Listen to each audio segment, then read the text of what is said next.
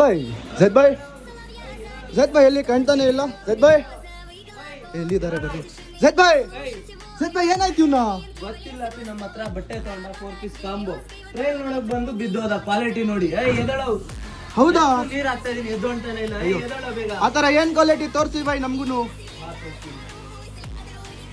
ಒಂದು baggy pant, ಅದ್ರ ಮೇಲೆ ಒಂದು ಡೌನ್ ಶೋಲ್ಡರ್ ಶರ್ಟ್, ಪ್ಲಸ್ ಒಂದು premium quality down shoulder T shirt, ಮತ್ತೆ ಡಬಲ್ ಸೆಟ್ ಜಾಕೆಟ್. ಮೇಲ್ಗಡೆಯಿಂದ ಬ್ಲ್ಯಾಕ್, ಒಳಗಡೆಯಿಂದ green double set jacket 4 piece combo ಬರೇ 1,500 ಮಾತ್ರ.